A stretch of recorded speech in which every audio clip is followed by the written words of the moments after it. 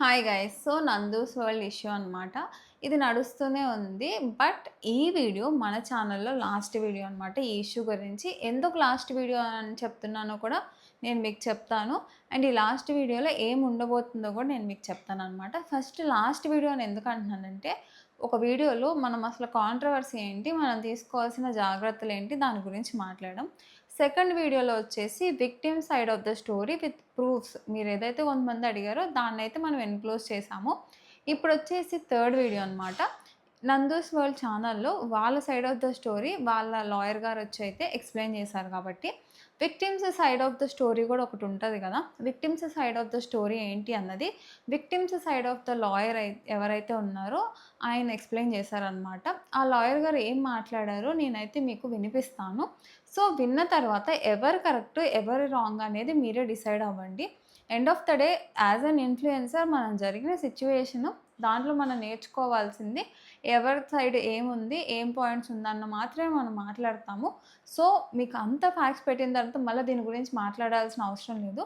But victim side of the lawyer ఏం మాట్లాడుతున్నారు అన్నది కూడా ఇంపార్టెంట్ కాబట్టి మీరు జడ్జిమెంట్ చేయడానికి. So, victim side of the story కూడా విందాము. సో, లాయర్ గారు ఎవరంటే కావేటి శ్రీనివాస్ గారనమాట. చాలా ఫేమస్ ఇంటర్నేషనల్ లాయరు. మీరు గనుక అమరావతి ఇష్యూ టైంలో చూసుంటే, ఈ లాయర్ గారు చాలా పాయింట్స్ ఇంటర్నేషనల్ లా గురించి అమరావతి టైంలో కూడా మాట్లాడారనమాట. చాలా న్యూస్ ఛానల్స్‌లో. సో, ఈ లాయర్ గారైతే ఇప్పుడు విక్టిమ్ సైడ్ ఉన్నారు.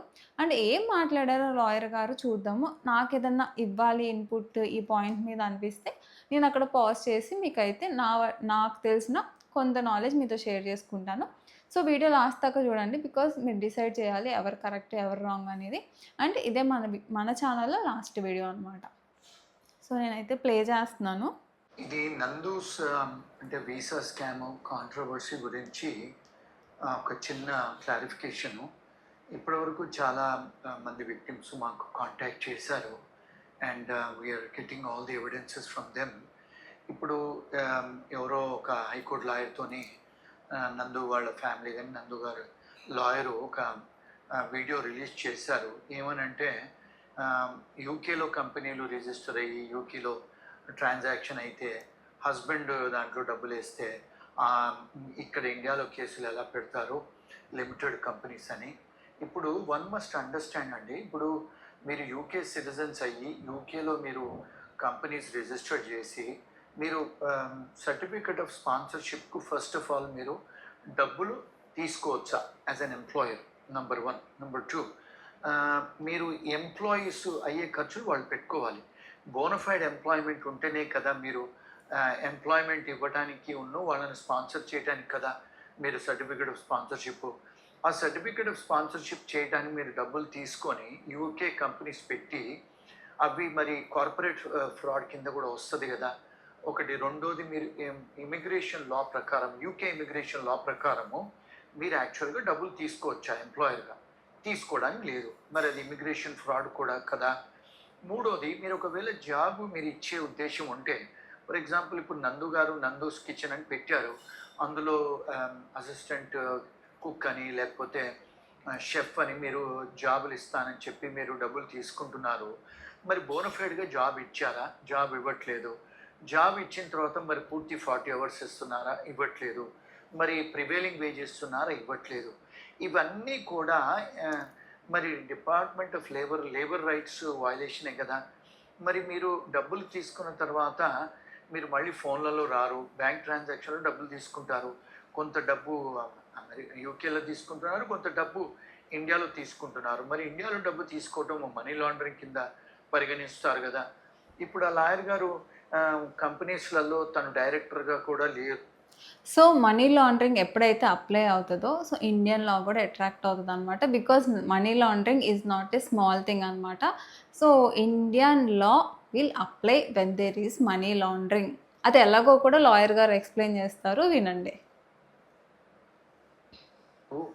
అంటే ఇప్పుడు నేను ఇవన్నీ మాట్లాడక ముందు నేను ఒక యూకే సొలిసిటర్గా గవర్నమెంట్ ఆఫ్ యూకే వెబ్సైట్స్లలో కంపెనీలలో వారు నందుగారు ఏ కంపెనీస్లలో వారు డైరెక్టర్గా ఉన్నారు, ఏ అడ్రస్లో రిజిస్ట్రేషన్ చేశారు, వారికి రిజిస్టర్ ఏజెంట్ ఎవరు, దానికి కంపెనీ ఆఫీసర్స్ ఎవరు అన్నీ చూసిన తర్వాతనే మాట్లాడుతున్నాను.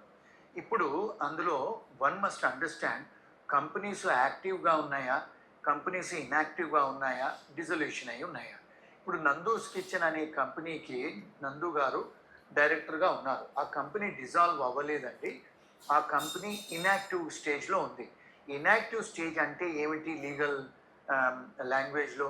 మీరు దానికి ట్యాక్స్ రిటర్న్స్ కట్టకుండా, కంప్లైన్స్ చేయకుండా ఇన్యాక్టివ్ స్టేజ్కి వెళ్తుంది. Inactive is not dissolution. Dissolution అంటే ఏంటి? కంపెనీ చనిపోవటం అంటే డిజాల్వ్ అయిపోయినట్టు. ఇక్కడ ఏ కంపెనీలు డిజాల్వ్ అవ్వలేదు ఒకటి. రెండోది హస్బెండ్ కంపెనీ ఏదో రిక్రూటింగ్ కంపెనీ పెట్టారు, మేము ఓన్లీ మిడిల్ మ్యాన్ లాగా ఉద్యోగాలు ఇప్పించేస్తాము, వాళ్ళకు ఉద్యోగాలు వచ్చాయా రాలేదా, వాళ్ళకు వీసాలు వచ్చాయా లేవా, దానికి సంబంధం లేదు మాకు అని చెప్తున్నారు. ఇప్పుడు ఫస్ట్ ఆఫ్ ఆల్ మీరు రిక్రూటింగ్ కంపెనీ లాగా పెట్టి చేసేదైతే రిక్రూటింగ్ కంపెనీకి ఫైండర్స్ ఫీజు మాత్రమే మీరు తీసుకోవచ్చు ఉద్యోగం ఇప్పించేటట్టు. మరి మీ దగ్గర ఫైండర్స్ ఫీ అగ్రిమెంట్ ఉందా? మరి ఫైండర్స్ ఫీ 15,000 పౌండ్స్ 20,000 పౌండ్స్ తీసుకోరు కదండి. మరి నాలుగోది, ఒకవేళ కంపెనీస్ పెట్టుకుంటే కంపెనీ అకౌంట్లోనే డబ్బులు వేయాలి, మీ పర్సనల్ అకౌంట్స్లో వేసుకోకూడదు. దాన్ని కొమింగ్లింగ్ ఆఫ్ ఫండ్స్ అంటారు. అంటే ఏంటి? Company is a legal entity, ఆ కంపెనీలోనే డబ్బులు ఉండాలి, కంపెనీ లావాదేవీలు చెయ్యాలి. మీ పర్సనల్ అకౌంట్స్లలో, మీ హస్బెండ్ అకౌంట్స్లలో వేసుకోవడానికి లేదు. అది బ్రిటిష్ కంపెనీలో, ఇండియన్ కంపెనీలా కూడా, అంతర్జాతీయ కంపెనీ లాస్ కూడా.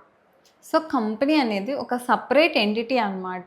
మీరు కంపెనీ నేమ్తో డీల్ చేసినప్పుడు మనీ కంపెనీకి వెళ్ళాలి అండ్ రెస్పాన్సిబిలిటీ కూడా కంపెనీకే ఉండాలి. బట్ అలాంటిది ఇక్కడ జరిగేదంతా కంపెనీ నేమ్ మీద జరిగింది, బట్ మనీ మాత్రం డిఫరెంట్ అకౌంట్స్కి ట్రాన్స్ఫర్ అయిందనమాట.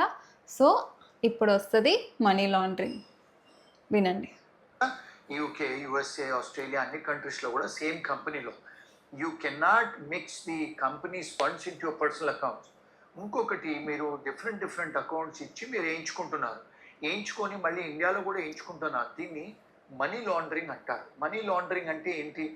మీరు సైఫనింగ్ ద మనీ అంటే ఏంటి? ఇప్పుడు ఫస్ట్ ఆఫ్ ఆల్ మీకు జాబ్ ఇచ్చే ఇంటెన్షన్ లేదు, స్పాన్సర్ చేసే ఇంటెన్షన్ లేదు. So you have an intent to డిఫ్రాడ్ people, దాన్ని చీటింగ్ అని కూడా అంటారు. ఇప్పుడు మరి మీకు ఇంకా 1-2 ఇయర్స్ నుంచి మీరు ఎంతోమందికి చేస్తున్నారు, మరి ఇవన్నీ కూడా చీటింగ్ కింద పరిగణిస్తారు. So you are committing a corporate fraud, you are committing a immigration fraud, you are committing a financial fraud, అది మనీ లాండరింగ్. ఇండియన్ గవర్నమెంట్ కూడా మిమ్మల్ని ఎఫ్ఐఆర్ కట్టి, కేసులు కట్టి, లుకౌట్ నోటీసులు పెట్టి ఇండియాలో కూడా కాగ్నిజెన్స్ తీసుకొని కేసులు కట్టొచ్చు. ఎందుకు? బాధితులంతా ఇండియన్ సిటిజన్స్.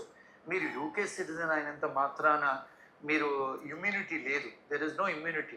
యూకే లా పరంగా కూడా, ఇండియన్ లా పరంగా యూర్ ఆల్ లయబుల్. కంపెనీస్ ఉన్నాయి, లిమిటెడ్ లయబిలిటీ కంపెనీస్ ఉన్నాయి, ఓనర్స్ లయబుల్ కాదంటే one must understand. Lifting up corporate veil చేస్తే ఆఫీసర్స్ ఆఫ్ కంపెనీ ఎవరు, దీని షేర్ హోల్డర్స్ ఎవరు? మరి మీరు కంపెనీకి తీసుకునే సర్వీసెస్ కంపెనీ ఇవ్వాలి కదా. So lifting of corporate veil అనేది చాలా major section which protects company share holders and కంపెనీలో ఇన్వెస్ట్ చేసిన వాళ్ళకి ఆర్ ఎంప్లాయీస్కి ఎవరికైనా in the name of the company fraud చేస్తే, in the name of the కంపెనీని మిస్యూజ్ చేస్తే జనరల్గా కంపెనీకి సపరేట్ లయబిలిటీ ఉంటుంది. కంపెనీ తప్పు చేసినట్టు కంపెనీకి పెనాల్టీస్ పడతాయి. బట్ ఇన్ కేస్ కంపెనీ నేమ్తో మిస్యూజ్ చేశారు అని కనుక తెలిస్తే government has every right to lift that company status until whoever directors ఆ కంపెనీలో ఉంటారో వాళ్ళు ఆ ఫ్రాడ్ చేసినట్టు లయబిలిటీ ఉంటుంది అనమాట. A great protection given by the acts in the legislation to protect misuse of the company. So ఇది చాలా ఇంపార్టెంట్ అనమాట. లిఫ్టింగ్ ఆఫ్ కార్పొరేట్ విల్ అది అన్నిసార్లు జరగదు, బట్ ఎప్పుడైతే కంపెనీని మిస్యూజ్ అయిందో అప్పుడు మాత్రం దాన్ని కన్ఫామ్గా తీసేస్తారనమాట.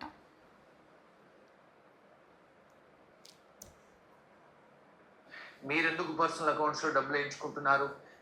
ఇవన్నీ కూడా కార్పొరేట్ ఫ్రాడ్ కింద పరిగణిస్తారు. సో ఇప్పుడు వారెవరో హైకోర్టు లాయర్ని పెట్టించి ఇండియాలో ఎలా చేయగలుగుతారు, ఇండియాలో ఎందుకు చేస్తారు, ఇండియాలో అర్హత లేదంటే, బహుశా వారికి యూకే లా తెలీదు.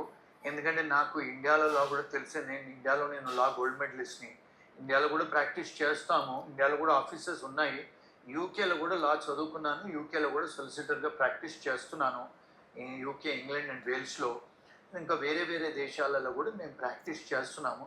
అందుకే నేను ఒక లీగల్ విశ్లేషణ, లీగల్ అనాలిసిస్ చేసి చెప్తున్నాను. దానికి నాకు అంటే ఎవిడెన్సెస్ మనకు అయితే బాధితులు మన దగ్గరకు వచ్చారు, వాళ్ళకు డెఫినెట్గా న్యాయం జరుగుతుంది. ఎందుకంటే వాళ్ళకు బ్యాంక్ ట్రాన్సాక్షన్స్ ఉన్నాయి, వాళ్ళ దగ్గర టెలిఫోన్ కాన్వర్జేషన్స్ ఉన్నాయి, వాట్సాప్ కాన్వర్జేషన్స్ ఉన్నాయి. ఇవన్నీ కూడా అడ్మిసిబుల్ ఎవిడెన్సెస్ అండి, క్లియర్ అండ్ కన్విన్సింగ్ ఎవిడెన్స్. వీళ్ళందరూ కూడా కంప్లైంట్స్ చేసి క్రౌన్ ప్రాసిక్యూటర్కి కంప్లైంట్ చేసి, ఇమిగ్రేషన్ కంప్లైంట్ చేసి, మళ్ళా ఇక్కడ మోడర్న్ స్లేవరీ ఆల్సో కింద కూడా హ్యూమన్ రైట్ వయలేషన్స్ ఉన్నాయి. ఇవన్నీ కూడా విక్టిమ్స్ ఎవరైతే వాళ్ళు కంప్లైంట్ చేసి పర్సూ చేస్తారో, టెస్టిఫై చేస్తారో ట్రయల్లో, డెఫినెట్గా న్యాయం చేకూరుతుంది ఈ విక్టిమ్స్ అందరికీ. సో భయపడాల్సిన అవసరం లేదు. ఎవరన్నా లాయర్స్తో పెట్టించి వాళ్ళు సోషల్ మీడియాలో పెడితే అవన్నీ ఎన్ఫోర్సబుల్ అవ్వవు, దానికి వ్యాలిడిటీ ఏం లేదు. మీరెవరు ప్యానిక్ అవ్వాల్సిన అవసరం లేదు. సో ఏదన్నా ఉంటే మాకు కాల్ చేయండి. అంటే ఈ మీడియా మాధ్యమంగా మేము ఏదో సొలిసిటింగ్ చేసుకోవట్లేదు. We want to do some pro bono work, we want to help some విక్టిమ్స్కి హెల్ప్ చేయాలని I'm giving this assurances. And thank you very much. You can contact my offices in UK or in India or USA. Thank you very much. Bye. So మీరు విన్నారు కదా, like foreign కంట్రీస్లో ఉన్న NRI అయితే ఏది చేసినా కానీ అయిపోతుంది, ఇండియన్లో అప్లై అవ్వదు అనేది అయితే లేదు. మనీ లాండరింగ్ యాక్ట్ ఏదైతే ఉందో అది చాలా స్ట్రాంగ్ అండ్ స్ట్రిక్ట్ యాక్ట్ అనమాట. ఇన్ కేస్ అది అప్లై అయితే గవర్నమెంట్ హ్యాస్ ఎవ్రీ రైట్ వేరే కంట్రీస్లో ఉన్నా కానీ లుకౌట్ నోటీస్ ఇచ్చి తీసుకురావడానికి. And even they can ask data from other countries also. So cross border communication కూడా అవుతుంది అనమాట. సో ఇండియన్ గవర్నమెంట్ ఏం చేయలేదు వన్స్ వాళ్ళు బ్రిటిష్ సిటిజన్స్ అంటే అనడానికి లేదు, because primarily it happen with Indians కాబట్టి. అండ్ అంతేకాదు, మీరు ఇక్కడ చాలా సెక్షన్స్ అండ్ లీగాలిటీస్ విన్నారు కదా. సో మీకు ఎవరి side of the story correct అనిపిస్తే వాళ్ళకి మీరు సపోర్ట్ చేయండి. అండ్ మీరు ఏం తెలుసుకోవాలో ఈ ఎంటైర్ సినారియో నుంచి అనేది కూడా మీరే గ్రాస్ప్ చేసుకోండి. బికాస్ మనం డేటా అంత ఇచ్చాము, అటు సైడ్ ఇటు సైడ్ అంతా విన్నారు, అన్నీ చూసారు కాబట్టి ఎవరు కరెక్ట్ అనిపిస్తున్నారు, ఎవరు రాంగ్ అనిపిస్తున్నారు అనేది అల్టిమేట్గా యూ షుడ్ డిసైడ్. అండ్ మీరు అలా జాగ్రత్తగా ఉండాలి, ఇలాంటివి ఏదన్నా లైక్ మీకు అనిపించిన ఎలా మీరు ప్రికాషన్స్ తీసుకోవాలి అండ్ మీరు ఎలాంటి కేర్తో ఉండాలి అనేది కూడా మీరే డిసైడ్ అవ్వండి. Because end of the day it's your money, it's your time and it's your judgement అనమాట. సో ఫైనల్గా నేనైతే అంత ఇన్ఫో ఇచ్చాను. అండ్ ఇదైతే లాస్ట్ వీడియో మన ఛానల్లో. ఇన్ కేస్ ఇది కనుక ముందుకెళ్ళి ఏదైనా జడ్జిమెంట్ వస్తే ఆ రోజు నేను మళ్ళీ మాట్లాడతాను. బికాజ్ ఆ జడ్జిమెంట్ ఎలా వచ్చింది, విక్టిమ్ సైడ్ వచ్చిందా లేకపోతే ఎవరైతే వీళ్ళు నందూస్ వరల్డ్ ఉందో వీళ్ళ సైడ్ వచ్చిందా, ఏ లీగాలిటీ అండ్ ఏ పాయింట్స్లో జడ్జిమెంట్ వచ్చిందా అన్నది మాట్లాడుకుందాం. అప్పటిదాకా అయితే ఈ కాంట్రవర్సీ గురించి నేను మళ్ళీ మన ఛానల్లో మాట్లాడను. అండ్ ఇది మన last video on Nandu's world. Bye.